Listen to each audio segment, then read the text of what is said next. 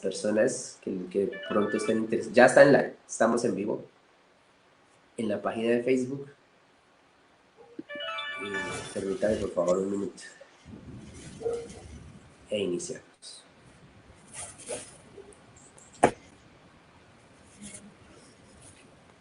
Que se conecte. Sí, es mi internet el que está mal.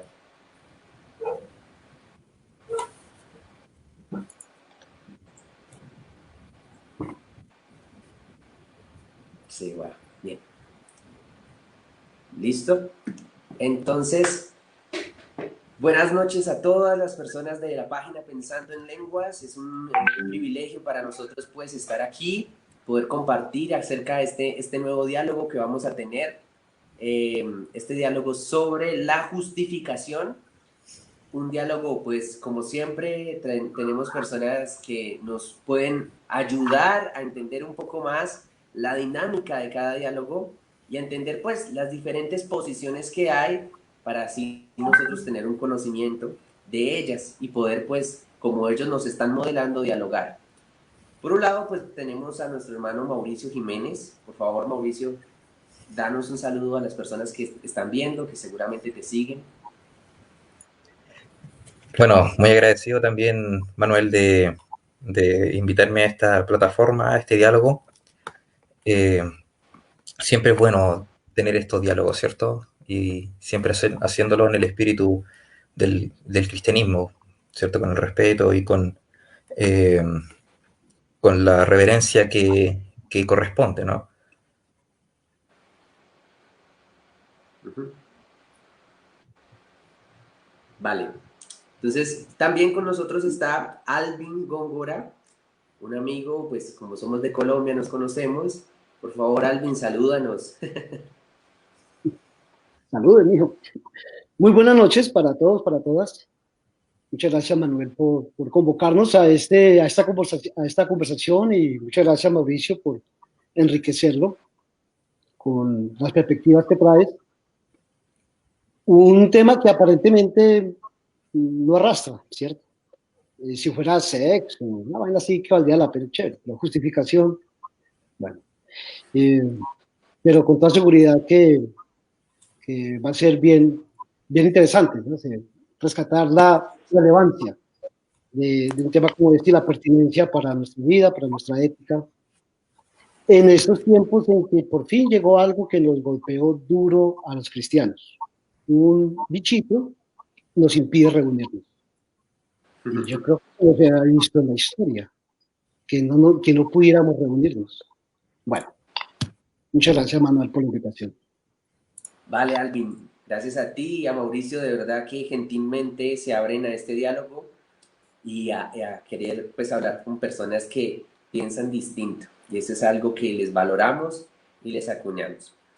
Básicamente, pues todo el mundo quiere saber sobre la justificación, los muchachos por ahí en las redes, por aquello de N.T. Wright y esto de la nueva perspectiva, entonces todo el mundo quiere saber acerca de ello y conocer un poco más del tema, ¿cierto? Pero por lo general, nuestras fuentes de información son memes, son toda esta clase que se da en Facebook, porque Facebook tiene eso, que atrae pues cosas muy positivas, como poder comunicarnos, ¿no? Y también atrae pues este tipo de cosas. Pero hoy me siento complacido de que hay dos personas que se preparan, que llevan, yo me imagino que muchos años en el diálogo y que han escrito sobre el tema también y nos pueden asesorar, nos pueden guiar para que, pensando en lenguas en un sentido es así, ¿no? Pensando en lenguas es una alternativa a los memes, que es nuestro mayor desafío, aprender de personas que saben, que tienen trayectoria y no solamente de memes.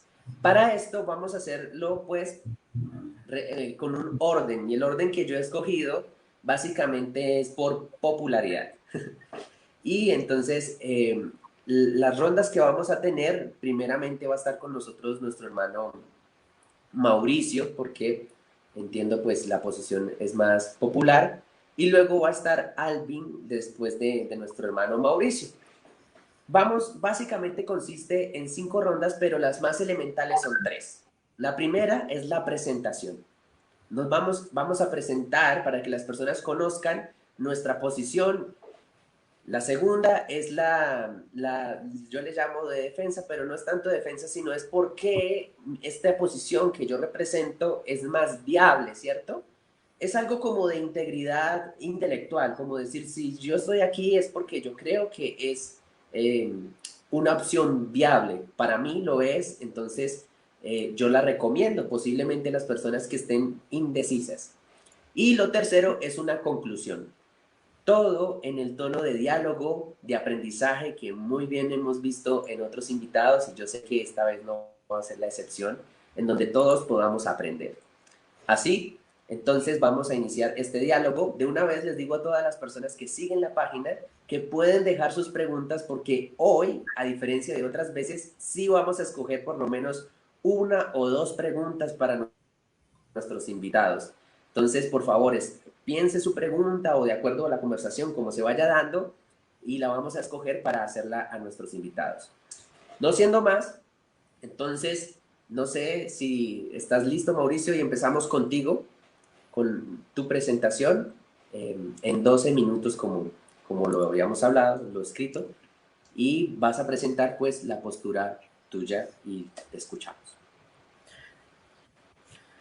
Pues bien, la postura que yo represento se podría llamar la postura clásica, tradicional, protestante, eh, evangélica o reformada si prefieren, pero en cualquier caso la postura protestante clásica.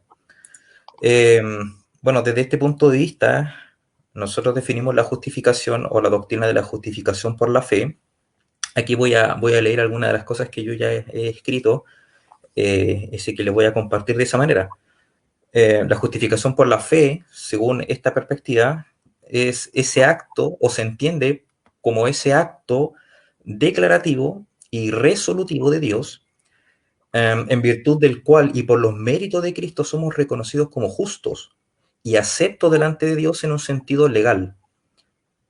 Es la declaración del juez del cielo y de la tierra, hecha sobre la base de la obra mediadora de Cristo y su justicia activa y su justicia pasiva, en razón de la cual queda anulado el acta de decretos que había contra nosotros por la plena satisfacción de la ley de Dios en el acontecimiento de la cruz, en que Cristo tomó, literalmente cargó con nuestros pecados y pagó por ellos con su muerte vicaria. Es así entonces que somos justificados por la fe en Jesús, quien es justo por sí mismo y de cuya justicia hemos sido nosotros revestidos por nuestra unión mística con Él, por la participación e incorporación en su muerte y en su resurrección. Es por su justicia, la cual es también nuestra justicia por imputación, que somos declarados justos en un sentido legal. Es por el don de aquello que, como decía Lutero, la justitia aliena, ¿sí? La justicia ajena a nosotros, que somos reconocidos justos ante Dios. Esa es una definición básica de lo que es la doctrina de la justificación desde esta perspectiva. Somos reconocidos como justos y aceptos delante de Dios en un sentido legal, como dije hace un momento. La justificación es ese aspecto de la gracia que pone de manifiesto la justicia de Dios, tanto en su actuar salvífico, como nos dice Pablo en Romanos 1:17, Romanos 3:21, 22, como también en el acto de retribución por los pecados para satisfacción de su propia justicia, como evidencia de su fidelidad, Romanos 3:25, 26.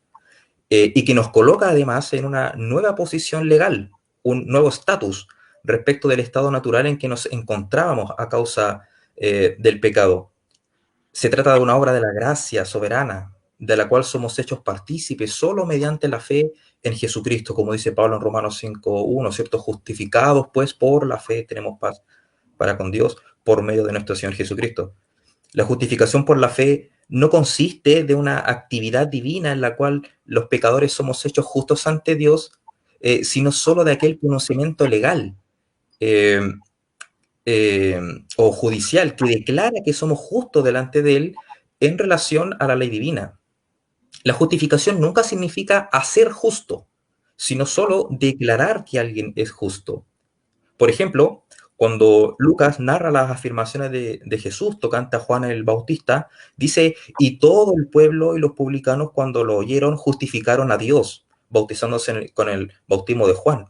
Si se fijan bien, el pueblo no le hizo justo a Dios, sino más bien ellos reconocieron que Dios es justo, reconocieron su justicia por medio de las palabras del Señor. Entonces, que la justificación es un asunto principalmente de carácter forense, se puede notar aún más cuando se le contrasta con su antítesis. La antítesis es la condenación. Pablo realiza la muy conocida pregunta retórica, ¿quién acusará a los escogidos de Dios? Y enseguida él contesta, Dios es el que justifica. Luego él regresa a la misma idea y vuelve a preguntar, ¿quién es el que condenará? Y la respuesta que surge de manera espontánea es, Cristo es el que murió, más aún el que también resucitó y el que además está a la diestra de Dios, el que también intercede por nosotros. Otro ejemplo en donde la justificación es claramente un asunto judicial por su contraste con la condenación, lo vemos en Mateo capítulo 12, versículos 36-37. Mas yo os digo que de toda palabra ociosa que hablen los hombres, de ella darán cuenta en el día del juicio, porque por tus palabras serás justificado y por tus palabras serás condenado. ¿Sí? Justificación, condenación. Algunos pasajes del Antiguo Testamento son también muy claros en señalarnos este sentido. Por ejemplo, Deuteronomio 25:1.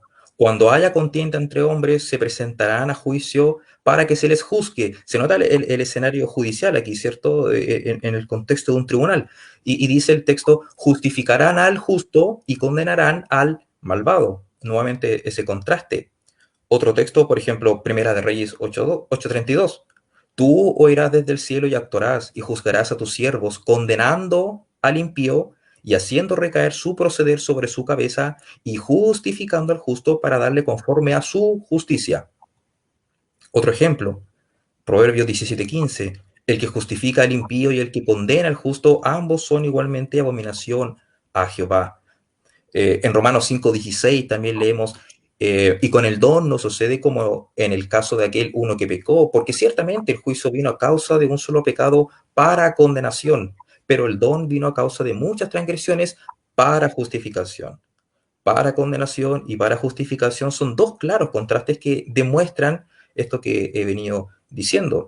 Esto es que la justificación por la fe, es un término judicial, una absolución de la pena por el pecado, en donde el acusado es ahora declarado un justo ante los ojos del juez divino, delante de quien tiene que comparecer toda la humanidad. Y dada la naturaleza de esta declaración de justicia, la justificación por la fe es en cierto modo más que simple absolución, lo cual es un término que solo puede significar perdonar o poner en libertad, con el sentido de declarar no culpable.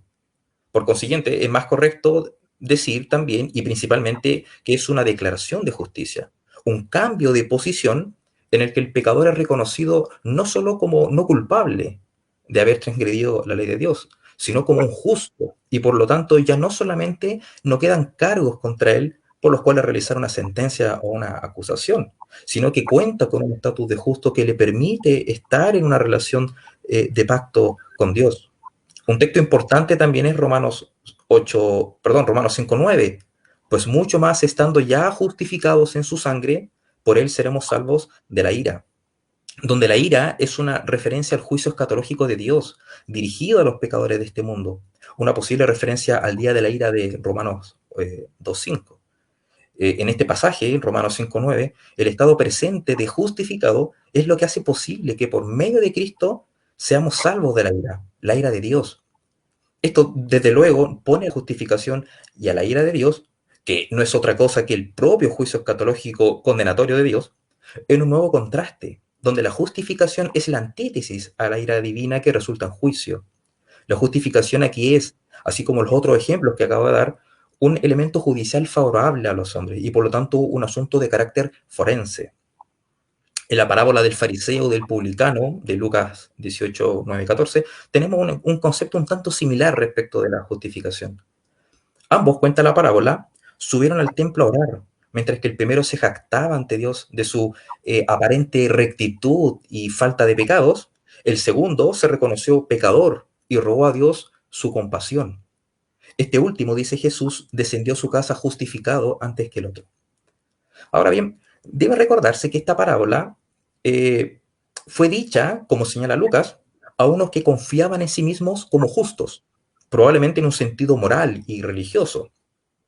Por tanto, parece correcto inferir que aquí el verbo justificar adquiere también una categoría similar a lo que supone el adjetivo justo. Esto es una declaración de justicia, aunque esta vez no tanto en un sentido moral o religioso, sino más bien relacional.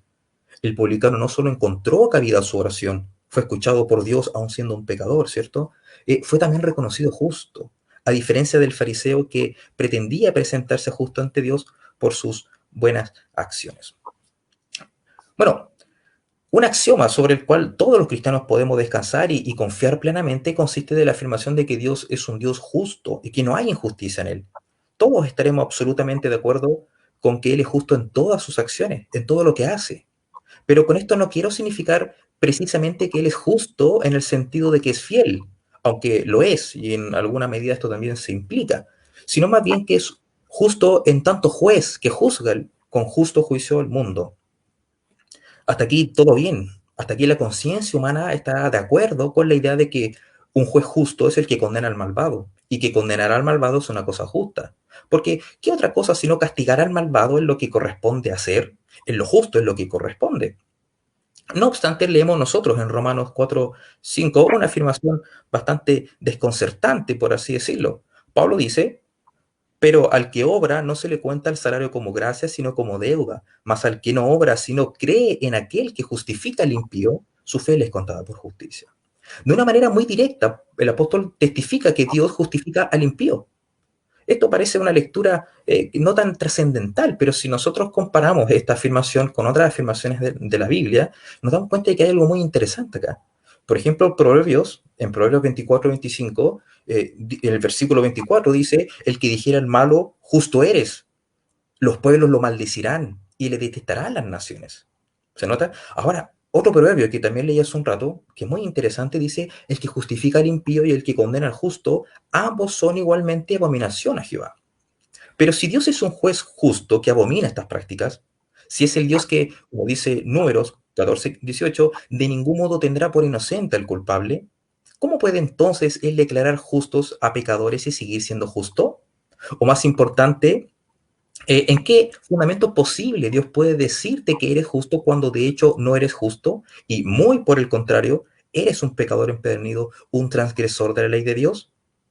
Nótese que, como dijo John Murray, la cuestión no es realmente tanto cómo puede el ser humano ser justo delante de Dios, como de qué manera puede el pecador llegar a ser justo delante de Dios. Y esa es la pregunta más importante, cuya respuesta es el fundamento de toda nuestra identidad evangélica. Esta es, de alguna forma, la pregunta que respondieron los reformadores en el siglo XVI, ¿cierto? Eh, eh, pero la pregunta todavía persiste para nosotros. ¿Cómo Dios puede justificarnos y seguir siendo justo? Y de ahí que nuestra doctrina toma desde ese punto de partida para desarrollar la doctrina de la justificación, principalmente desde la perspectiva de Pablo. Creo que se me acabó el tiempo.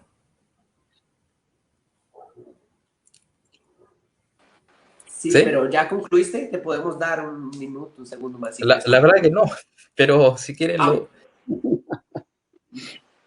¿Ah? si puedes concluir en un minuto, 2 minutos, no hay problema. No, Ya, perfecto. 2 minutos. listo.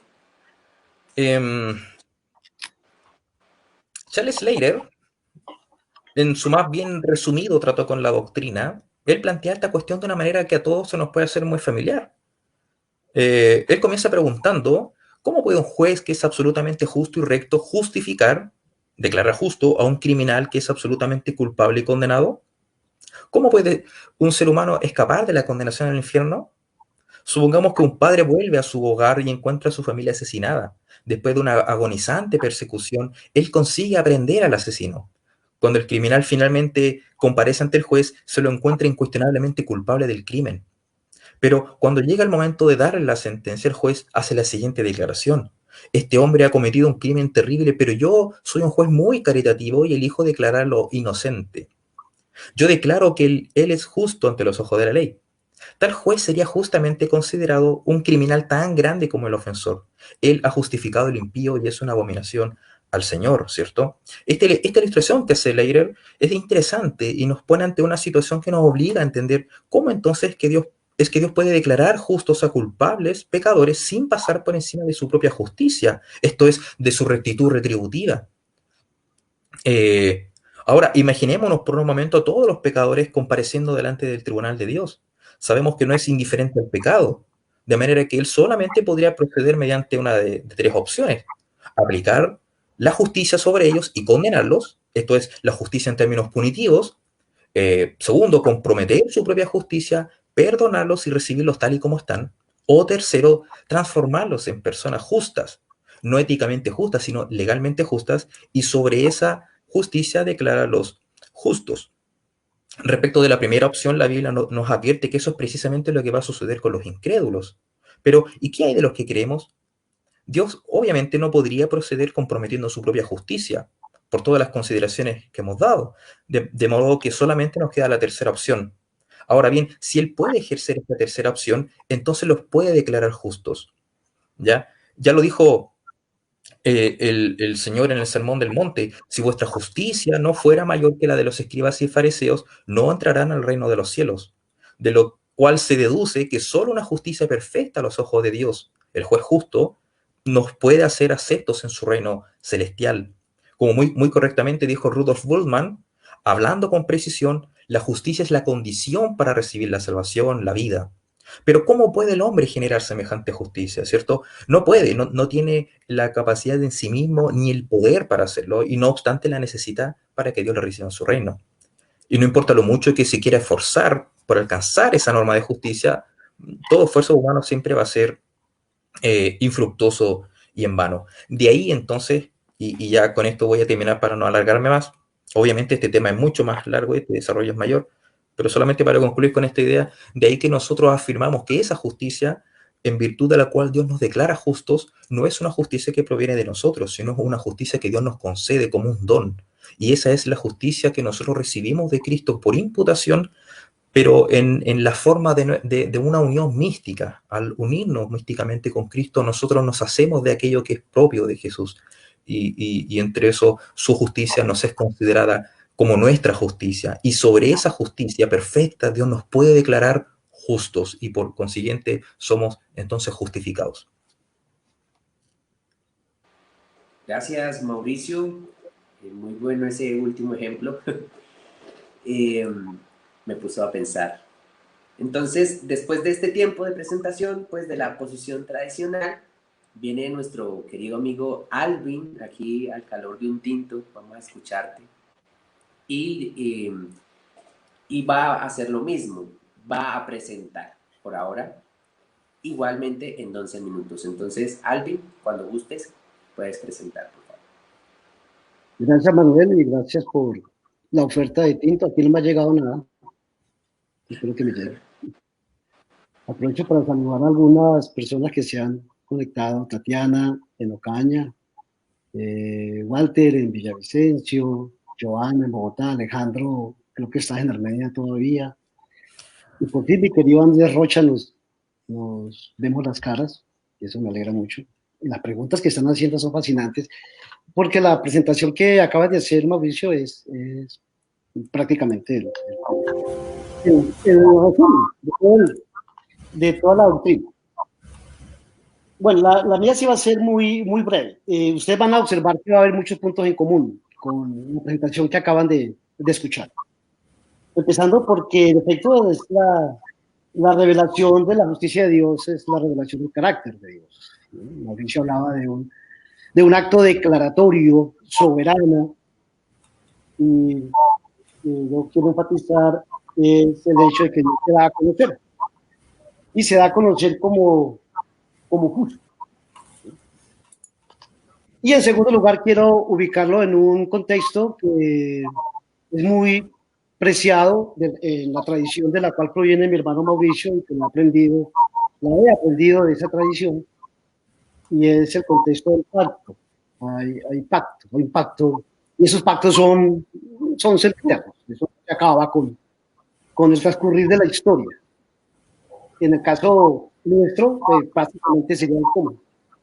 dos grandes referentes a esos pactos, el que conocemos de Dios con Abraham, que tiene intenciones globales, ecuménicas, y el pacto renovado, el nuevo pacto que el Señor Jesucristo pronuncia. En ese contexto, entonces, hay una relación estrecha entre justificación y fidelidad. Desde mi sesgo, el énfasis recae sobre la fidelidad, en el carácter de Dios. Y aceptamos como autoritativa la revelación según la cual es ese pacto que Dios quería que su pueblo llevase a cabo, se hace más claro en la persona de Jesús de Nazaret. Uno podría decir que entonces Jesús viene siendo como el de Israel soñado. Y aquí a mí se me levantan preguntas. Puesto que yo acepto eso, Alejandro estaba preguntando, yo no sé si tú lo viste, Mauricio, Alejandro nos está preguntando si vos y yo creemos que Jesús es Dios. Bueno, espero que no te quede duda, Alejandro, que estamos haciendo acá. Entonces, puesto que yo soy de esos como tú, Alejandro, que cree que Jesús es Dios, ahí se me levantan a mí preguntas, porque resulta que esa ofrenda perfecta a veces suena como más bien irónica. Como nosotros usualmente lo asociamos con textos del Antiguo Testamento, uno de esos textos preferidos para nosotros es el del siervo sufriente de Isaías. Y resulta que el siervo sufriente de Isaías de perfecto no tiene nada. Bueno, ya sabemos la salida de esa disyuntiva. Y es que una cosa es la perfección entendida desde una mentalidad hebrea o lo que quieras, y otra es la perfección tal como nosotros la hemos heredado de nuestras vertientes en Occidente. Puede ser, ¿no? Con todo, ahí hay una pregunta en torno a nuestra afirmación de que Jesucristo es la ofrenda perfecta. Entonces, sigo haciendo énfasis de que la justificación es la revelación del carácter de Dios en tanto fiel. Y entonces la segunda pregunta y es ¿qué será la justificación? ¿Un intento por responder a la pregunta ¿cómo puedo justificarme? Mauricio hizo una muy buena distinción entre la justificación y ser salvo, aunque hay una relación estrecha entre los dos conceptos, y entre la justificación y la santificación. Hay algunas diferencias ahí.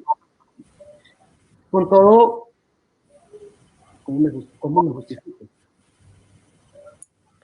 Y yo no sé si eso le preocupa a uno. Si la justificación no opera en el ámbito de la historia, entonces no es relevante. Así de sencillo. No es relevante. Por la sencilla razón de que como Dios es soberano, entonces en última hace lo que él ha decidido hacer. Entonces, si no lo ubicamos en el plano de la historia, la justificación no es relevante. Y por eso es que en el paréntesis aparece ese adjetivo político. Bueno, es mi sesgo, ¿no? Pero obviamente yo no puedo hacerle decir a autores del siglo I cosas que nosotros ahora diríamos. Por eso lo de político hay que tomarlo con mucho cuidado. Sin embargo, tiene su razón de ser esa preocupación política en el sentido de que a lo largo de la historia siempre ha sido la misma clase de personas las que se han visto en la necesidad de tener que justificarse. No ante Dios, pero han tenido que justificarse. Y siempre hay un sector más reducido de la población que a lo largo de la historia justifica. ¿No? Entonces, yo me pregunto hasta qué punto la justificación es una imputación de un carácter. Es una pregunta que me hago, ¿no? Imputar, o sea, hacer que yo me vuelva justo porque ando con alguien. Así como Así como la gente que dice yo no soy racista porque tengo un amigo negro, o un amigo de una raza distinta a la mía. Como que eso les lava sus pecados de exclusión. Esa es una pregunta que yo me hago, porque nosotros hemos afirmado de que la justificación de Cristo pues es nuestra. Pero si hemos dicho que este es una declaración de un juez, es algo forense, ese es el adjetivo indicado en este caso. Bueno, ahí tendríamos entonces la conversación al respecto. Porque resulta que si hay algo difícil en ese carácter de Dios que se revela, o se da a conocer, es precisamente el de justo. Y sí, es cierto que la Escritura en muchas ocasiones se refiere al Dios y Padre de nuestro Señor Jesucristo como el juez justo. Y hay algunas dificultades serias que ya Mauricio nos puso en la cara cuando concluyó su presentación, porque que declare justo al ladrón de la cuadra de mi barrio, bueno, vaya y venga. Que declare justo a los que han dictaminado el hambre de naciones enteras. Entonces, ahí hay unas preguntas que el concepto de justificación nos está planteando y de alguna manera tendríamos que resolver. Y me parece a mí que esa es una de las razones por las cuales tenemos tantas dificultades para enganchar a la sociedad en general en esta conversación. Porque se produce ese vacío. Y están los famosos chistes exagerados, uno sabe que es pura broma nada más. Los memes que Manuel criticaba al comienzo. Los chistes estos de que llegué al cielo y el primero que me dio la bienvenida fue Hitler. Bueno, uno sabe que eso es chiste. Sin embargo, detrás de esas bromas de mal gusto hay inquietudes que bien haríamos de reconocer. Entonces yo quiero aquí soltar una bomba de una vez y con esa bomba termino. Y es que, bueno, sí, Dios es juez. Bueno, está bien. Sí, necesitamos. Hasta el mismo Platón decía esa cosa, ¿no? Platón, que no tiene nada que ver con esto. Él mismo reconoce de que si no hay un tribunal, al fin de la historia, pues el cultivo de la bondad pierde sentido. Entonces abrazamos eso. Pero Dios es misericordia. Entonces la justicia es asunto nuestro. Nosotros tramitamos eso y adjudicamos premios y castigos. Dios es misericordia. Y ahí tenemos una dificultad enorme. Mi cafecito, Manuel, tú me lo prometiste. ¿Dónde está Manuel? Manuel. Listo, Alvin. Vale, muchas gracias por compartirnos la presentación, un poco de tu posición. Bien, después de habernos presentado, ¿cierto? Llega el momento de conocernos. Y es este paso que hacemos acá, es el paso de presentarnos ahora de alguna manera y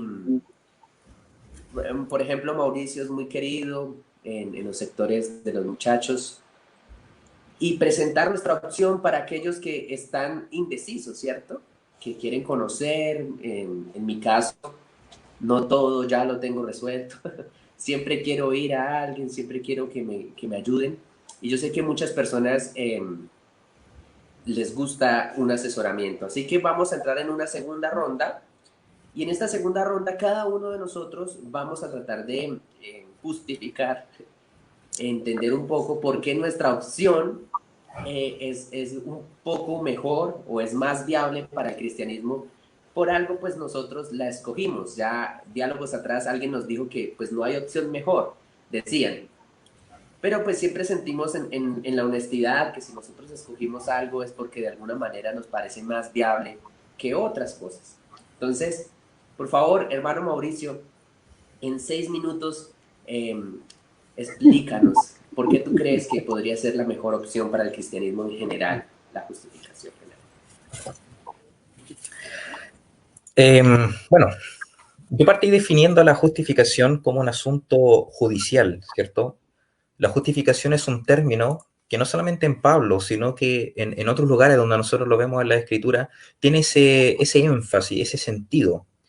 Si bien es cierto, la palabra justicia, y esto yo en mi libro dedico un capítulo entero a hablar sobre eso, de que la justicia es un término polivalente, ¿ok? No podemos entender la terminología de la justicia desde una comprensión occidental contemporánea, sino que tenemos que entender la terminología en el uso que éste tenía en el material veterotestamentario. Cuando Pablo dice que en el Evangelio se revela la justicia de Dios, después en Romanos 3, 21, 22, él habla de la justicia de la cual dan testimonio la ley y los profetas, ¿sí? Entonces uno tiene que ir a la ley y a los profetas, al Antiguo Testamento, para ver cómo es que se aplica el concepto de la justicia de Dios. Bueno, yo en mi libro, la verdad que dedico más espacio a eso y a mostrar cómo existen al menos unos 7 u 8 usos de la palabra justicia, ya, para decir no solamente la justicia en un sentido legal, también se habla de la justicia de Dios en el sentido de las acciones redentoras de Dios. Y en muchos lugares, especialmente en Isaías y en los Salmos, cuando se dice que Dios es justo, lo que se quiere decir es que Dios es fiel, Él es fiel a su pacto. Entonces, yo estoy de acuerdo con el punto en que la justificación tiene mucho que ver, por supuesto, con la idea de la fidelidad de Dios. Dios es fiel a la promesa de su pacto y Él, en correspondencia con su fidelidad, Él viene y rescata a su pueblo en una acción a la que los judíos perfectamente podían llamar la justicia de Dios. Cuando el pueblo de Israel estaba en situaciones problemadas, ¿cierto? Cuando sus enemigos nacionales los estaban atacando, ellos clamaban a la justicia de Dios. Isaías hace mucha referencia a la idea de la justicia de Dios, refiriéndose a eso, a los actos redentores de Dios, la actuación salvífica de Dios. De ahí que la justicia de Dios se entiende también como un genitivo subjetivo, la justicia que Dios tiene y que Dios revela a través de sus actos de salvación. Sin embargo, el uso del término justicia, lo que la palabra justicia significa, tiene que necesariamente entenderse en el contexto en el que se usa. Y en los ejemplos que yo di, en que la justificación aparece en un contraste con la condenación, nosotros vemos que allí la palabra justificación tiene un tenor más bien legal o judicial, en donde la justificación es la contraparte de la condenación. Es decir, el que no es condenado es, por consiguiente, justificado. Pero la justificación nunca opera sobre la base de un vacío. Dios no justifica a una persona por el mero hecho de querer justificarla. La justificación es una declaración positiva de una justicia previa. Lo vimos en algunos pasajes que leí del Antiguo Testamento. Los jueces debían juzgar el caso y justificar al justo. ¿Ya? El justo no era justo una vez que era justificado. Era justificado porque se reconocía que era un justo. ¿Ya? Entonces, entendido así la justificación en su sentido legal, esta comprensión de la doctrina de la justificación, entonces, en la cual Dios nos juzga sobre la base de una justicia imputada, tiene mucho sentido, porque partimos de la base también de que ningún hombre es justo en sí mismo, ¿cierto? Pablo lo dice con bastante énfasis, no hay justo ni aún uno, y no obstante, nos necesitamos esa justicia necesaria para que así seamos declarados. Es interesante que Pablo, en el capítulo 2 de los Romanos, dice así, dice, porque todos los que sin ley han pecado, sin ley también perecerán, y todos los que bajo la ley han pecado, por la ley serán juzgados, ¿sí? Porque no son los oidores de la ley y nótese bien esto, no son los oidores de la ley los justos ante Dios. Allí justo tiene este sentido también relacional, sino los hacedores de la ley serán justificados.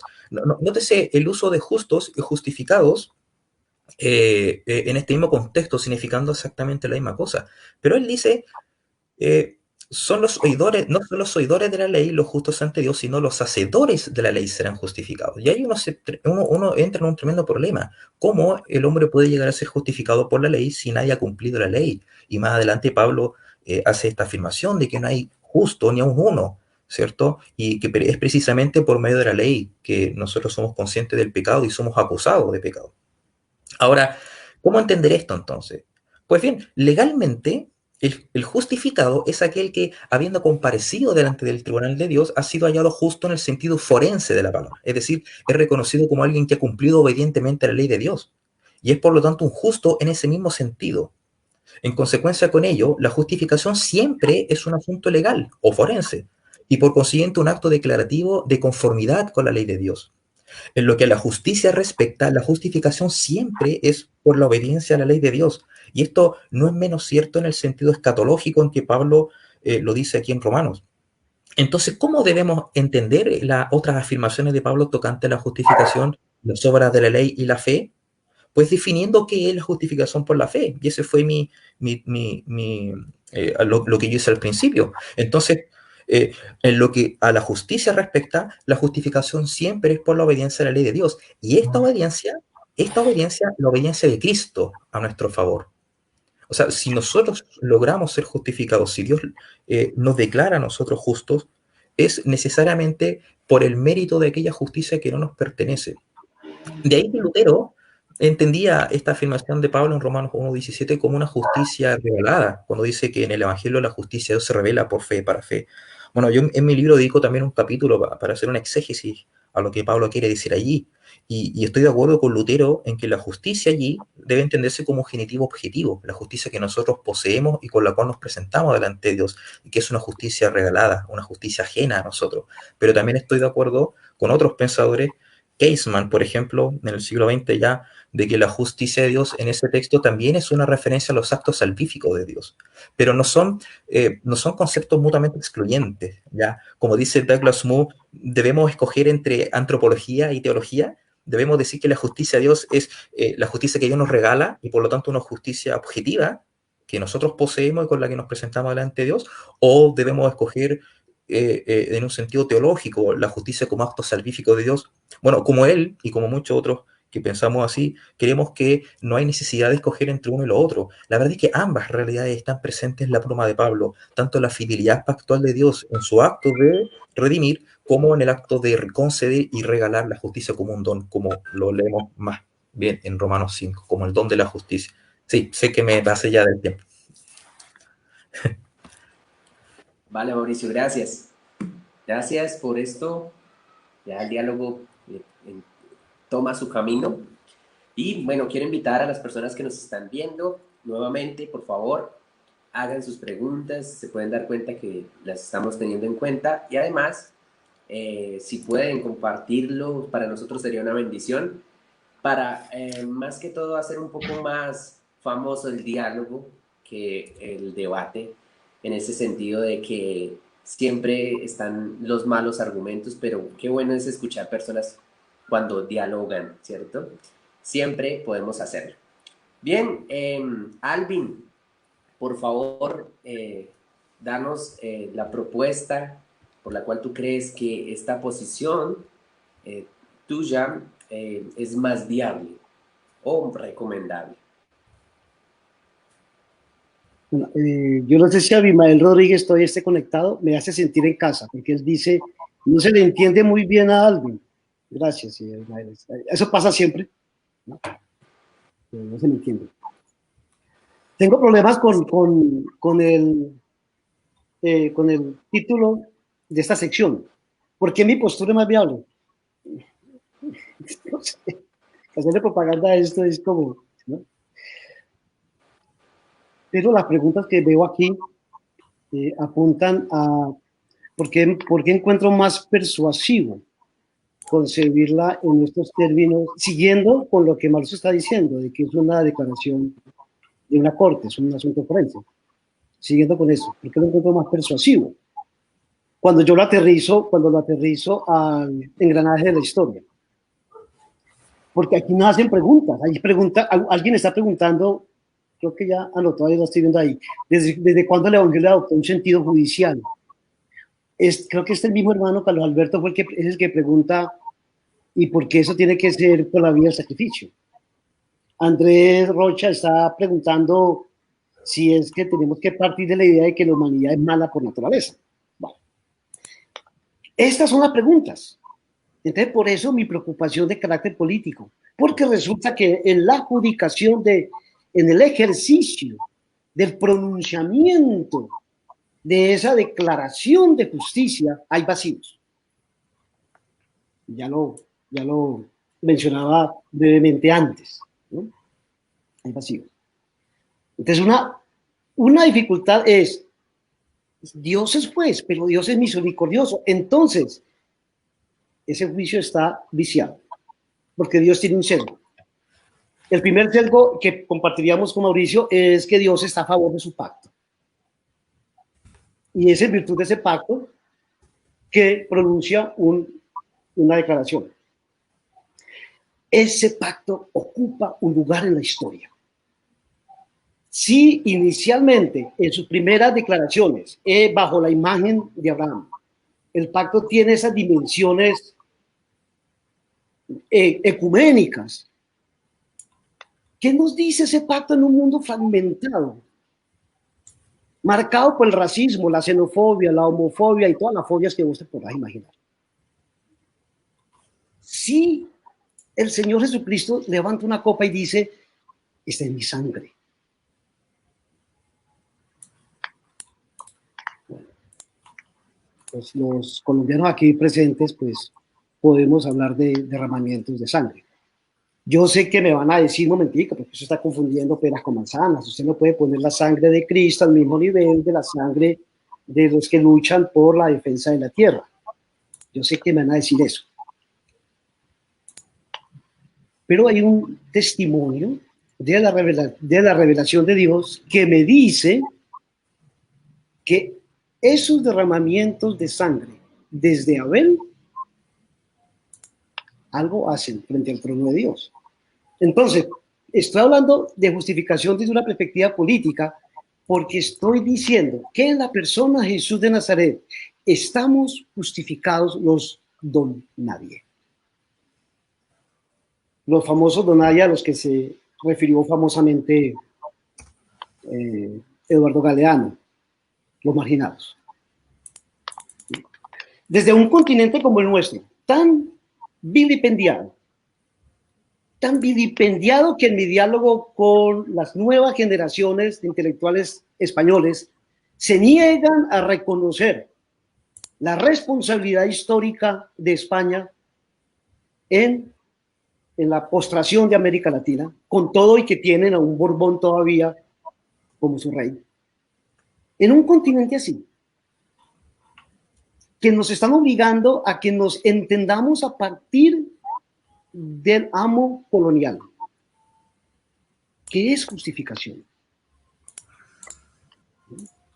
Porque ante Dios, pues ya sabemos, Dios es justo, pero también es misericordioso. Y yo no quiero ir más allá de eso, porque me van a acusar de universalista, cosa que no sé si me afectaría.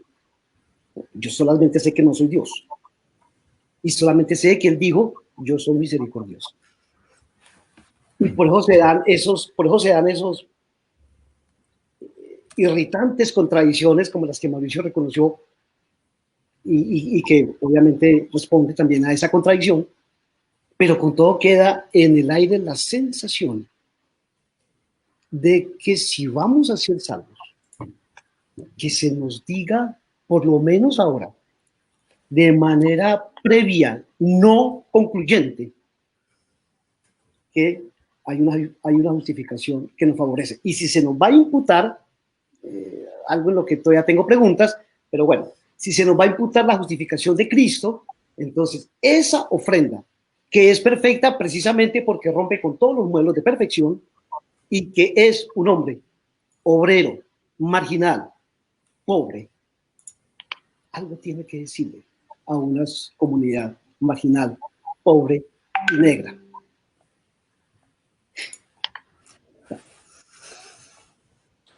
Vale, Alvin, muchas gracias.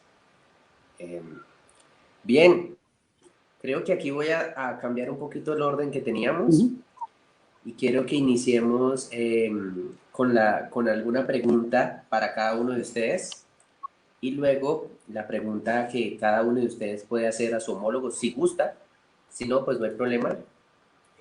Por aquí hay una pregunta para Mauricio. Vamos a empezar con ella, la voy a publicar ahí en la pantalla, que nos la hace nuestro amigo Carlos Alberto Jaramillo, y él pregunta, ¿toda justificación exige un sacrificio? Dice Mauricio, por favor.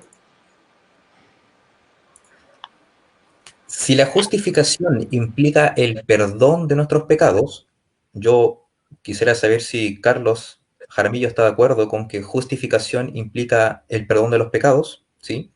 Si la justificación implica el perdón de los pecados, entonces tenemos que preguntarnos cómo Dios perdona nuestros pecados.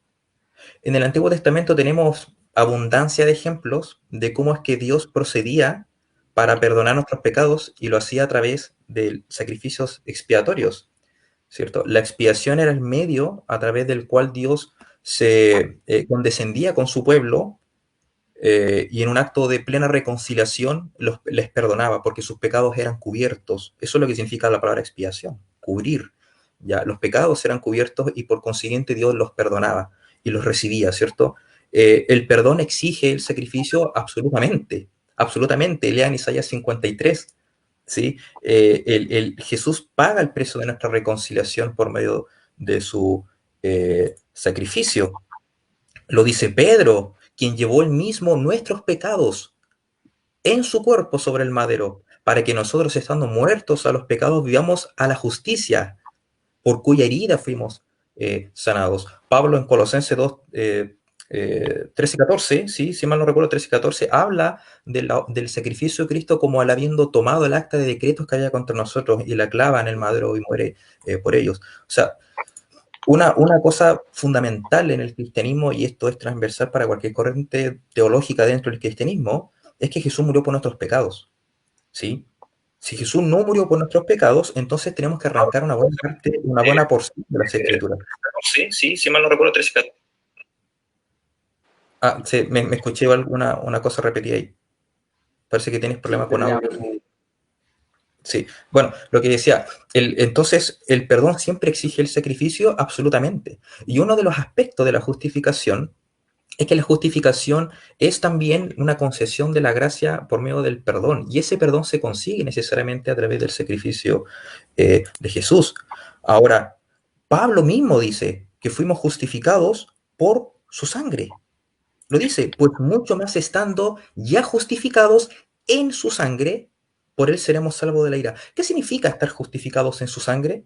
¿Qué significa si no acaso precisamente el sacrificio que él lleva a cabo en la cruz, en virtud del cual somos nosotros justificados, y no solamente por sus sacrificios, sino también por su resurrección? ¿Ya? El haber creído en Jesucristo implica entonces la remisión de nuestros pecados. Mencioné Isaías 53, versículo 4, 1 Pedro 2, 24, que nos muestran esto. Pablo dice que no vendremos a condenación, más hemos pasado, Juan dice que no vendremos a condenación, más hemos pasado de muerte a vida. Y eso ocurre precisamente en el acto en que nosotros creemos en Jesús, pero en Jesús como precisamente nuestro Redentor que muere para llevar nuestros pecados sobre sí. ¿Quién acusará a los escogidos? Pregunta Pablo. ¿Quién acusará a los escogidos? Dios es el que justifica. Pregunta, ¿quién es el que condenará? ¿Y cuál es la respuesta de Jesús? Cristo es el que murió. ¿Sí? Mira, ¿quién es el que condenará? Nadie, dice Pablo. ¿Por qué? Porque Cristo murió. ¿Y qué significa que Cristo haya muerto? ¿Cuál es la relación entre que Cristo muriera y en que nosotros no vengamos a condenación? Que precisamente Él en su muerte paga el precio de nuestra iniquidad, de manera que nosotros realmente somos perdonados por esa ofrenda sacrificial, expiación perfecta. Bueno, leamos Hebreos capítulo 9, Hebreos capítulo 10, cómo el autor de la epístola a los Hebreos ve el sacrificio de Cristo como un sacrificio perfecto, en términos de que no es necesario volver a sacrificar a Jesús una y otra vez, como lo hacían los levitas en el día de la expiación, una vez todos los años, ¿cierto? Porque estos animales no tenían realmente la virtud para hacer realmente perfecto a los que ofrecían el sacrificio. Y no obstante, dice, Jesús se presentó una vez y para siempre, ¿cierto? Y es precisamente por medio de su sacrificio entonces que somos perdonados y por consiguiente recibimos también la justificación en cuanto a perdón. Bien, gracias Mauricio.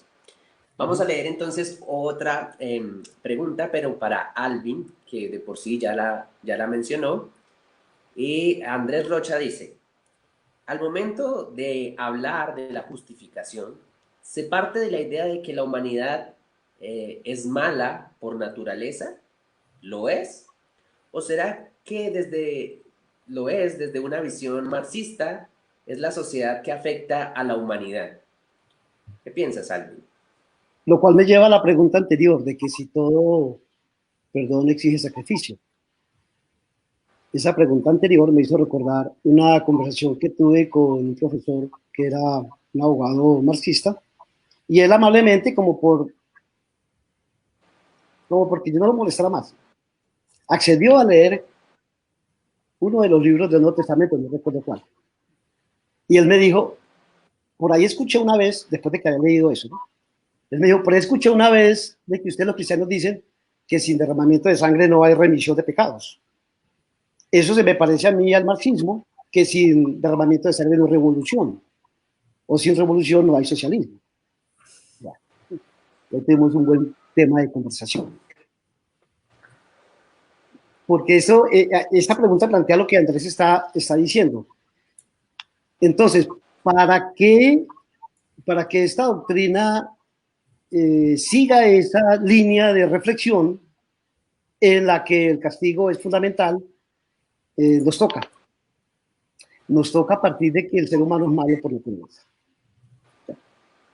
Por ahí va una pregunta que hace Sergio Ramírez, también va en un Sí, sentido. la voy a leer ahorita a Mauricio. Esa pregunta es brava, para mí también, ¿no? Y gracias, Sergio, por plantearla. Entonces nos toca hacer eso, y yo no sé si ahí nosotros estamos jugando a una especie de acomodamiento de nuestros argumentos para no quedar mal.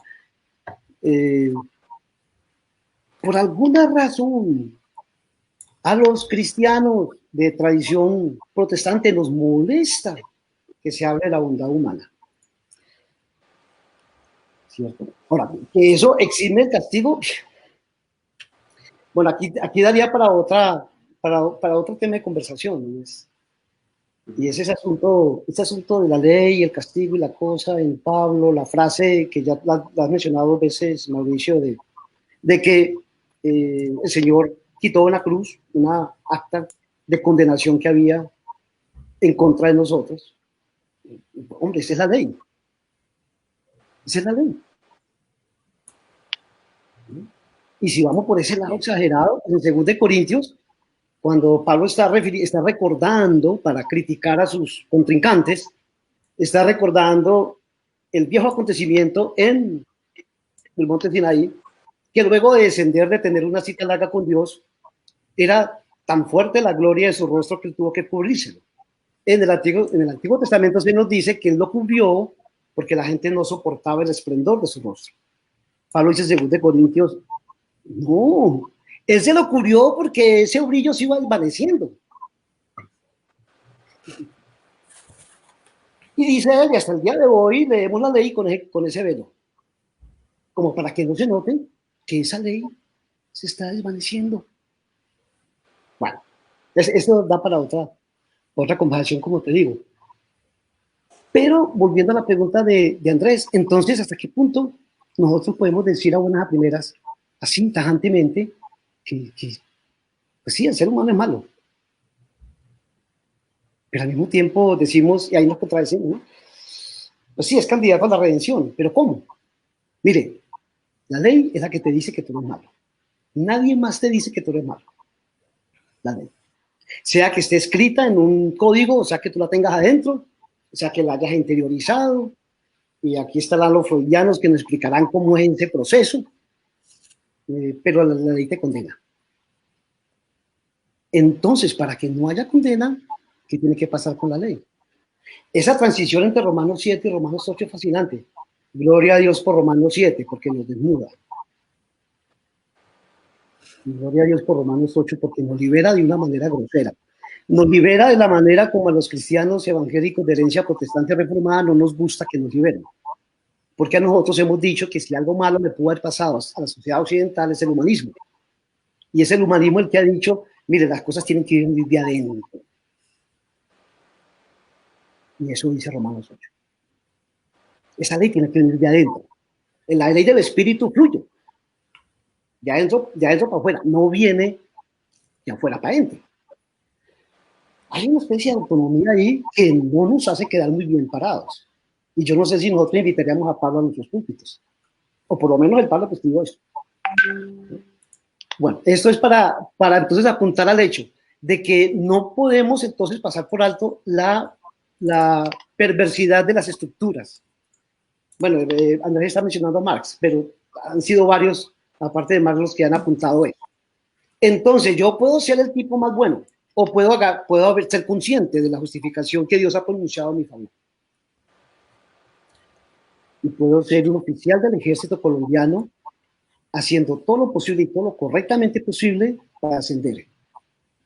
Y en esa estructura, la única forma como en el ejército colombiano yo puedo ascender es matando. Gracias a Dios, yo no soy el juez. Manuel. Manuel. Bien, Alvin, te propongo de una vez que si tienes una pregunta para Mauricio, la formules de una vez y Mauricio la contestará, que esto es nuevo en nuestros diálogos, de acuerdo pues a sus presentaciones, algo que de verdad quieras preguntar y que Mauricio pues pueda responder en este diálogo. Y cuando Mauricio conteste al finalizar, puede también formular su pregunta para responderla. Les recomiendo por favor que sus respuestas y preguntas sean ya lo más breves. Ya estamos cumpliendo un poco el tiempo, pero pues está muy interesante, entonces entendemos por qué se pueden extender un poco. Entonces, Alvin, por favor. Dos inspiraciones de mi pregunta, Mauricio. Primero, lo que menciona Sergio Ramírez, que a mí también me interesa eso. Y cuando Sergio echa de menos unas referencias a perspectivas agustinianas, entonces viene la segunda razón, y es que en Agustín, tanto en sus confesiones como en la Ciudad de Dios, aprendimos en Occidente, gracias a él, a tener en cuenta estos aspectos estructurales de la sociedad que determinan asuntos como bien y mal.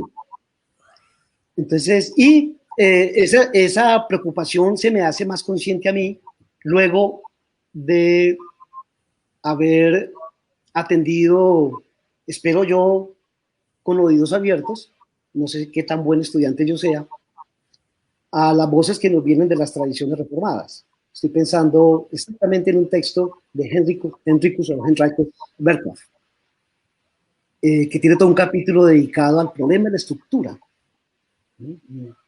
Y cómo la estructura en últimas es la que encapsula esos enigmas de justificación, salvación y todas las cosas. Entonces, mi pregunta sería, en la exposición que tú nos has hecho, ¿hay un espacio para eso? ¿Hay un espacio para la consideración de que la justificación tenga esas relevancias sociales y políticas para nuestro tiempo, de las cuales podamos nosotros dar testimonio hoy en día?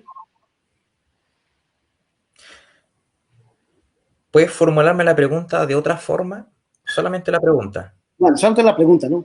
Si en tu presentación hay un espacio para la consideración del impacto que las estructuras tienen sobre el mal, el bien, la justificación, la condenación, etcétera. ¿O es todo, absolutamente todo asunto del tribunal ahistórico de Dios? Ya, creo que entiendo la pregunta.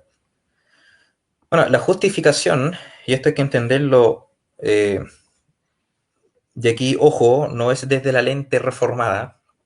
De hecho, esto ya lo sabemos gracias a nuestra interacción más bien reciente con la literatura del Segundo Templo, del judaísmo del Segundo Templo, de la cual no había acceso para los reformadores, ¿ya? Así que no me acusen de estar repitiendo lo que dijeron los reformadores, porque es imposible que ellos lo hayan dicho si no tienen acceso a ese material. Perdón, Mauricio, no, lo dije con mucho aprecio, porque sí, es una bastante. Cuando yo escribí mi libro, bueno, me di el tiempo de leer hartos textos de Qumran también, en donde aparece el término de justicia y justificación. Y es interesante que en todos ellos la justificación es siempre un asunto escatológico. ¿Ya? La justificación para los antiguos judíos, y particularmente para los judíos del periodo del Segundo Templo, era aquel acto vindicativo de Dios en el que Él vendría en juicio finalmente sobre los enemigos de su pacto y justificaría a los de su pueblo. Ujú. ya, a los que se mantuvieran fieles al pacto. Ahora, la justificación entendida como un evento escatológico, creo yo, eh, que Pablo lo recoge de la misma manera, con la diferencia de que para Pablo la justificación es un evento, es un acontecimiento escatológico, pero ya realizado. Es decir, la justificación como la acción de Dios en Cristo o como el acontecimiento mismo de la justificación es algo que ya ha tenido lugar en la historia, precisamente en el acontecimiento de la cruz. De manera que la justificación para Pablo es el cumplimiento de la justificación en cuanto a escatología. De ahí que participa de una tensión en la que ya somos justificados, pero todavía no. ¿Ya? Ahora, dicho eso, creo entonces que desde la perspectiva bíblica y desde la perspectiva de la teología propia de los judíos, la justificación es siempre un asunto relacional con Dios. En la justificación, el juez siempre es Dios y por lo tanto nosotros siempre somos los objetos bajo juicio. Entonces la justificación siempre es un asunto soteriológico o que tiene relación con la salvación. Ahora, hay un sentido en el que la justificación tiene también una importancia a nivel horizontal o a nivel eclesiástico. Y allí yo estoy muy de acuerdo con algunos autores de la nueva perspectiva. Tengo un artículo por ahí que trata con la nueva perspectiva de Pablo y la justificación por la fe en Pablo, y la justificación por la fe. Yo estoy muy de acuerdo con Bright en cómo él entiende la justificación en Gálatas. Yo creo también que en Gálatas hay ese elemento eclesiológico importante, en donde la pregunta de fondo es: ¿quiénes tienen derecho a participar de la mesa? Lo justo, lo justificado. Y la justificación tiene una connotación eclesiástica. Pero mi punto está, y allí, bueno, no lo voy a decir ahora porque es muy extenso mi argumento, pero lo pueden leer ahí en mi artículo, es que no obstante la justificación incluso en Gálatas tiene necesariamente un sentido soterológico. Finalmente, para Pablo, ¿quiénes son los justos? Los justos son aquellos que han creído y aquellos que por lo tanto han sido ya perdonados. Ahora, hay una relación horizontal en términos en el uso de la justificación para Pablo, sí, en lo que se refiere a la relación comunitaria entre los cristianos o entre la iglesia o los creyentes, pero sin olvidar que la justificación es esencialmente, como ya lo he dicho hartas veces, es esencialmente un término forense, judicial, ¿ya? Y por consiguiente hay ese elemento vertical también, en donde la justificación finalmente atañe a nuestra relación vertical con Dios, es la relación de Dios con el creyente en términos relacionales. Entonces, en ese sentido, creo que la justificación siempre hay que entenderla teológicamente. Tiene un alcance social, tiene una importancia social, a lo mejor a nivel eclesiástico, en cuanto a la relación horizontal de la que, por ejemplo, Pablo habla en Gálatas, pero es principalmente un asunto teológico y un asunto relacional en términos redentores. La Ujú. justificación siempre aparece en contraste con la condenación precisamente en un sentido soterológico. Entonces, yo no necesito demostrar mucho eso. Si di por ahí algunos textos bíblicos, y no los di todos por causa del tiempo, pero textos donde claramente la justificación y la condenación son antítesis en un contexto soterológico. No es la justificación respecto de una situación social o un dilema social, ya es la justificación respecto de un problema con Dios, en donde el problema es que somos pecadores. Es la Ujú. justificación del pecador. A mí me Ujú. gusta mucho el título de un libro de Eberhard Jungel que se llama El Evangelio de la Justificación del Impío. Es muy interesante el título y nos da mucha luz acerca de qué trata. El Evangelio de la Justificación del Impío. Ya, los sujetos de la justificación, perdón, los objetos de la justificación son impíos. No olvidemos eso. El que es justificado es un pecador que ha sido perdonado y ha sido declarado justo. Por lo tanto, siempre es un asunto relacional entre un Dios justo y un individuo pecador que ha sido declarado justo y por consiguiente ha sido perdonado y recibe también, en consecuencia con ello, salvación. Bien. Eh, Mauricio, ¿podrías por favor formular tu pregunta? Ah, de veras que tenía que Bien. preguntar. La verdad es que no tenía ninguna pregunta Ah, pensada bueno. hasta el momento. No sé, solamente bueno, me gustaría quizás, insisto que no tengo una pregunta, pero ya que tengo el espacio, quizás preguntarle ahí a mi hermano eh, cómo él ve la relación entre justificación, ley, perdón y salvación. ¿Ve una relación entre ser justificado la ley de Dios, el perdón de nuestros pecados y ser salvos. Ujú.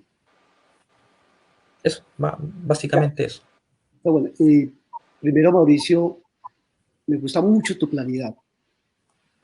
Y aprovecho el tiempo para resaltarlo. La claridad con la que hilvanas tus ideas y las expresas. Muchas gracias, Mauricio, por ofrecerme ese muy buen ejemplo de cómo se conversa y cómo se dialoga. Y me introduzco en tu pregunta con una pregunta que encontré acá y de paso les aclaro, mientras te estaba escuchando y prestándote atención, eh, estaba aquí mirando mi archivo. Oiga, Manuel, aquí en esta cosa no está conectado Hernán, ¿cierto? Creo que no. Es que este es un libro que no va a salir próximamente, pero no, el editor todavía no lo publicita, entonces voy a cometer aquí una grosería con el editor. Y tiene que ver con lo que estás diciendo, Mauricio. Tú recordaste a Wright y el texto que va a salir próximamente, debe ser este mes, que es, el título es El plan de Dios y la visión de Pablo. Ah, sí. Lo Sí, leí en su momento. en el capítulo dedicado a Gálatas, Pablo recuerda el debate con Pedro, y en ese debate Wright deja claro de que la cosa es horizontal, de que la justificación, de que Pablo se imagina de un diálogo que no está en el texto de Gálatas, pero dice, mire Pedro, si vos te desconectás de la familia ecuménica que Dios instauró, vos te estás saliendo del pacto. Y esta es una cuestión horizontal. No solamente me provocaste esa cosa, que tengo aquí los archivos porque yo creo que trabajo en ese libro. Pero bueno, entonces, volviendo a la relación entre justificación, ley, cristiano. Aquí el que no nos ayuda mucho es Pablo en Romanos. Y yo lo digo con alegría y con folclorio, porque si algo me atrae a mí es la figura de Pablo, o uno es, gente habla de 4 Pablos, esos Pablos, sobre todo en Romanos, porque Pablo está haciendo un debate fuerte con la ley. Pues sabemos la diferencia entre tax y, ¿no?, ese juego de palabras en el griego. Pero pareciera decir Pablo que sustancialmente la ley de Dios en manos de sus administradores y la ley del César viene siendo el mismo aparato opresor y el mismo aparato que te condena. Entonces, la relación entre la ley y la justificación es brava. Hasta el punto de que yo me atrevo a establecer una sinonimia entre estas dos frases. La paga del pecado es muerte, la paga de la ley es muerte. Si tú te pones a obedecer la ley, terminas en la cruz. Le pasó a Cristo. Él fue crucificado en términos de la ley, de las dos leyes, ¿no? La sagrada y la civil. Y por algo su prontuario en la cruz. En cuanto a eso y el perdón, y tú lo has subrayado bastante y de manera muy acertada, de que la justificación es para los impíos. Entonces me hace recordar a los viejos debates planteados por Vladimir Wolf, que tú lo recordás por allá en los años 90. 80, Wolf tratando de encontrar algún sentido a la reconciliación en medio del conflicto de su país natal, en los Balcanes, y desde el Evangelio él llega a una conclusión que ya se encuentra en otra fuente, yo no sé si él las consultó, pero hay una coincidencia, y es que este asunto del perdón solamente le corresponde a la víctima. Entonces, si Dios perdona, yo no sé cómo sería ese Dios legislador, porque si Dios perdona, es víctima. Y muy personalmente, desde esa perspectiva, veo a Jesucristo en la cruz como la gran víctima. Y cuando Él venga, al final de la historia, cuando venga la consumación de los tiempos, que lo vamos a identificar, es por sus marcas de víctima. Vamos a ver sus heridas o sus cicatrices. Entonces, esta relación entre justificación, ley y perdón me suena a mí a una bomba atómica que hace volar por los aires nuestros discursos jurídicos, sean estos teológicos o no. Por algo, por alguna razón. Hay un fuerte debate en el mundo del derecho, que lo llaman el abolicionismo, y que eso fue propuesto inicialmente por la Universidad de Barcelona, pero ya tiene muchos seguidores, que consiste en repensar la ley y el castigo. Porque si la ley, bueno, ahí hay fuertes acentos teológicos. Si la ley es el establecimiento de un pacto y la ruptura de ese pacto es el crimen, lo que se tiene que buscar es el restablecimiento de esa ruptura, de eso que se rompió. Entonces, por lo tanto, el castigo debe asumir un toque diferente. Y en ese sentido, el Evangelio ya llevaba kilómetros de distancia. Pero es kilómetros de distancia porque Dios legislador y todo, pero es víctima.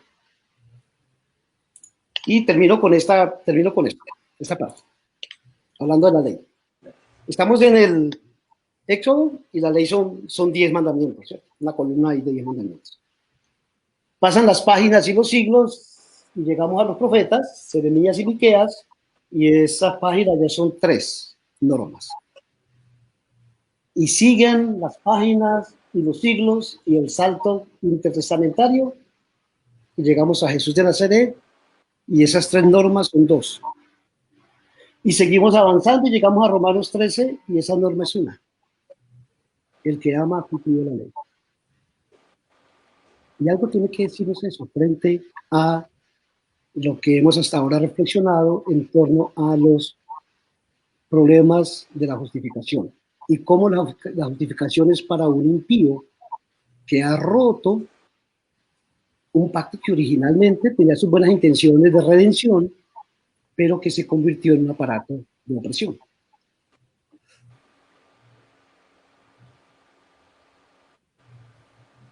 Bien. Bueno, ya entramos entonces a nuestra etapa de conclusión y vamos a concluir, cada uno va a tener 5 minutos para 3 cosas. Número 1, va pues ya a finalizar su diálogo, que creo que con las preguntas se ha logrado un poco eso. Número 2, nos van a recomendar un libro, pues ya que algunos están muy relacionados con la literatura, nos gusta adquirir libros, en cuarentena es un buen tiempo para leer, entonces podemos adquirir una buena literatura y más recomendada por ustedes. Y 3, pues despedirse. Entonces, estas 3 cosas en 5 minutos. Finalizar el diálogo, la recomendación del libro y la despedida pues, de las personas que los ven. Hemos tenido más de 20 personas fieles desde que empezamos. No se han ido, han estado ahí. Seguramente ellos están aquí porque los quieren escuchar, porque los aprecian mucho y les agradecemos mucho de parte de esta página. Por favor, Mauricio. Bueno, agradecerle al hermano Alvin por este diálogo, ¿cierto? Desde un principio asumí que esto no era un debate, así que me lo tomé así, como un diálogo, una conversación. Y por lo tanto no me esfuerzo mucho en contraargumentar y ese tipo de cosas que sería propio de un debate, ¿cierto? Así que agradezco el diálogo que tuvimos con el hermano.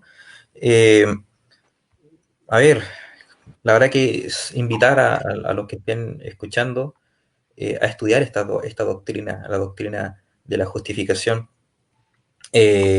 Yo sigo y creo firmemente de que la doctrina de la justificación por la fe tiene en cuenta, y allí alguien también lo reconoce así, tiene en cuenta pecadores, ¿sí? Y en ese sentido, todos son pecadores, toda la humanidad es pecadora, y por lo tanto la justificación mira hacia la humanidad como una humanidad enteramente pecadora. De ahí la necesidad de creer en Jesús, ¿cierto? Para perdón de nuestros pecados y para ser justificados por medio de la fe. Bueno, solamente recomendar algunos libros. Hay harta literatura, lamentablemente en español no hay mucha, ya eso hay que decirlo desde ya, salvo las teologías sistemáticas, que las teologías sistemáticas dentro de su capítulo sobre soteriología contienen generalmente también un apartado para hablar de la justificación, pero por la misma naturaleza de una teología sistemática no es mucho lo que pueden hablar sobre la justificación, para eso es un libro completo, ¿sí? Pero en español hay un buen libro, por ahí cité delante a Charles Slater, Justificación y Regeneración. Es un libro breve, se escribió en 2011, bueno, perdón, se publicó en 2011 al español. Es un libro breve, habla más de la regeneración que de la justificación, pero es un buen punto de partida para quienes quieran iniciarse en la lectura de ello. Otro libro que es mucho más breve todavía, mucho más breve, no recuerdo exactamente la cantidad de páginas, pero no supera las 100, es de John Fesco, que se llama ¿Qué significa la justificación por la fe, por la sola fe? Un libro muy breve, pero que sintetiza bastante bien esta doctrina. Ahora, otro libro en español, que también muy bueno, se llama El Evangelio de la Justificación del Impío, de Everhard Jungel, también lo mencioné delante. Aunque ahí Everhard Jungel se enfoca más en la cuestión respecto de la declaración conjunta, ¿sí? Que se hizo hace algunas décadas atrás entre la iglesia, entre los teólogos católicos y la Iglesia Luterana Mundial. Sí, de ahí sale un documento que se llama se me olvidó el nombre. Ya, pero un acuerdo al que llegan. La declaración conjunta, eso, declaración conjunta sobre la doctrina de la justificación. ¿Ya? Ya, los otros son casi todos libros en inglés. Pero si hay alguien que lee inglés, serían libros que les puedo recomendar. No les voy a recomendar toda la literatura que hay en inglés porque es muy vasta, pero estos son algunos títulos de fácil lectura. Uno es el de Arce Sproul, ¿sí? Se llama Faith Alone o Fe Sola, la doctrina evangélica de la justificación. Bueno, eso sería una traducción. Ya, Faith Alone, The Evangelical Doctrine of Justification, es un muy buen libro. Hay otro libro de Arce Sproul que se publicó en 2015 que se llama Justificación por la Fe Sola, ¿ya? También está en inglés, también muy, muy interesante. Otro libro, también bueno, este es de una serie que editó Matthew Barrett, una serie sobre las 5 solas. Y en particular, este libro, que el autor es Thomas Scheiner, se llama Faith Alone, la doctrina de la justificación, así, tal cual. También un libro breve, pero muy, muy instructivo. Otro libro que, bueno, aquí quisiera recomendar ambos, porque creo que es lo justo, ¿ya? N.T. Wright escribió un libro hace hartos años atrás, que lamentablemente aquí en Latinoamérica llega todo atrasado, y pareciera que el libro lo escribió ayer, pero lo escribió hace harto, en los 90, que es El verdadero pensamiento de Pablo, ¿cierto? Que, por cierto, no sé por qué le pusieron el verdadero pensamiento de Pablo, porque el libro no se llama así en inglés. Ya, en inglés sería algo así como, ¿qué dijo realmente Pablo? Una cosa así. Pero bueno, a raíz de ese libro, que fue por supuesto muy controvertido por su tesis, particularmente en el tema de la justificación, que por cierto es un libro muy bueno, lo recomiendo leer, aunque es un libro, es recién una introducción, un acercamiento a la teología paulina. N.T. Wright después va a escribir otros libros mucho más voluminosos donde trata con la teología de Pablo, pero como una introducción a la teología paulina está bastante bien. ¿Ya? John Piper en 2007 escribió un libro en respuesta a N.T. Wright, que se llama El futuro de la justificación, o The Future of Justification, y de hecho se llama Una respuesta para N.T. Wright. ¿Ya? Bueno, N.T. Wright no demoró mucho en responder, y a los 2 años después, 2009, él saca un libro que creo que es el libro al que hace referencia Alvin, que por lo que tengo entendido va a salir en español ahora, ¿cierto? Que se llama Justification, God's Plan and Paul Vision, ¿cierto? El plan de Dios y la visión de Pablo. Sí, qué bueno que vaya a salir en español, ¿sí? Me alegro harto por eso. De todas maneras, es un libro que ya tiene sus años, ¿sí? Del 2009. No obstante, es un buen libro ya para entrar un poco más en lo que es la doctrina de la justificación desde la perspectiva de N.T. Wright, ¿ya? Así que recomendar esos libros. Ah, y bueno, y yo también tengo un libro, así que también lo recomiendo. Mi libro, sí, ahí creo que se ve bien. La justicia de Dios revelada. O sea, una teología de la justificación. Este libro se puede conseguir por Amazon o a través de publicaciones Querigma. Un libro que tiene 326 páginas, si mal no recuerdo, y bueno, profundiza mucho más en todo lo que yo he podido decir acá en pocos minutos. Y por cierto, responde a varias de las preguntas que hicieron en el chat. Ya algunas las estuve leyendo, no se respondieron, pero bueno, aquí en mi libro hago un esfuerzo por responder a varias de esas cuestiones. Sí, y bueno, y visitar algunos artículos. Tengo un blog en internet en donde he subido algo de material. Bueno, subo de distintos temas teológicos, pero tengo un artículo o tres artículos que tienen relación con esto, ¿ya? Uno que trata con el asunto de la resurrección y la justificación, ¿sí? Cómo la resurrección de Cristo eh, eh, tiene un resultado en la justificación. Otro que es sobre la justificación y la nueva perspectiva de Pablo, eso lo había mencionado adelante, y otro que habla sobre la fe, ¿ya? La fe como fe fiducial eh, y fe como noticia, ¿ya? También hay un breve artículo sobre la fe como medio de justificación. Bien, gracias hermano Mauricio. De paso, pues yo hago énfasis en seguir recomendando el libro de nuestro hermano invitado. Lo pueden adquirir por medio de publicaciones Querigma. Nosotros estuvimos acá en Pensando en Lenguas promoviendo un poco el libro que recién publicó Jorge Hostos sobre Reteniendo lo Bueno, también con publicaciones Querigma. Y bueno, lastimosamente para Colombia quedan muy lejos. Ojalá hagan Querigma Colombia también. Y estamos al tanto pues de todas las publicaciones de ustedes y muchas gracias pues por esta recomendación. Alvin, por favor, recomiéndanos lectura, despídete, quedó en tus manos despedir el diálogo y también estamos pendientes de Juan 1 ediciones de este libro de N.T. Wright. Concluyo agradeciéndote, Manuel, nuevamente por el espacio, por haber propiciado esta conversación, a los hermanos y hermanas que pacientemente se han mantenido ahí.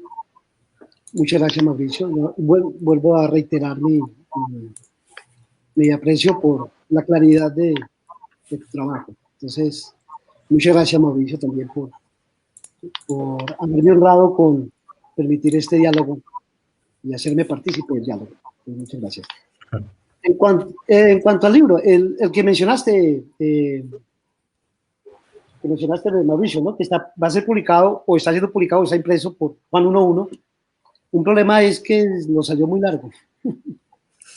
Porque en el original son como 200 y algo. Eso me demoré 6 meses traduciéndolo. Me dicen que N.T. Wright se demoró una semana escribiéndolo. Y yo me demoré 6 meses traduciéndolo y salieron como 300 y pico de páginas. Y yo no sé si ustedes, los que están acá en el chat, van a comprar un libro de 300 y pico de páginas, aparte del de Mauricio, que está mucho mejor. Pero es un libro muy, muy, muy bueno. Es la respuesta a John Piper. Esa es la oportunidad para que uno perciba dentro del mismo contexto cristiano evangélico las dos vertientes. Bueno, eso le levanta a uno cualquier cantidad de preguntas. Si así es el título, el plan de Dios y la visión de Pablo, ediciones Juan 1.1, que sale ahora en el mes de agosto. Hay un texto viejísimo, pero ese texto tenaz. En un intercambio epistolar con Wright, llegó un momento a avergonzarse. Decir, miren, qué pena, yo no sabía de este texto ni de esta autora y me voy a poner a conocerla. Ella es Elsa Tames y es contra toda condena, la justificación por la fe desde los excluidos, publicado por el Departamento de Investigaciones Ecuménicas de San José, Costa Rica. La edición que yo tengo es de 91, pero en realidad el texto es mucho más antiguo que eso. Pero el texto es bastante enriquecedor, fecundo, y también le levanta a uno toda esa cantidad de preguntas como con las que yo vengo luchando desde hace muchos años. ¿Y cómo concluimos? Con la frase de San Agustín, ¿cierto? En lo esencial unidad, en lo glorioso libertad y en todo caridad. Muchas Vale, gracias. entonces de verdad, muy agradecidos con ustedes. Gracias a todas las personas que estuvieron este tiempo, hora y media estuvimos acá. Y gracias a esos 20 que querían aprender, que quieren escuchar y quieren escucharlos a ustedes. De paso, pues nos despedimos ya de nuestra página en Facebook. Dios los bendiga a todos y gracias por seguir a Pensando en Lenguas y por favor sigan en sus redes sociales a nuestros queridos invitados de hoy.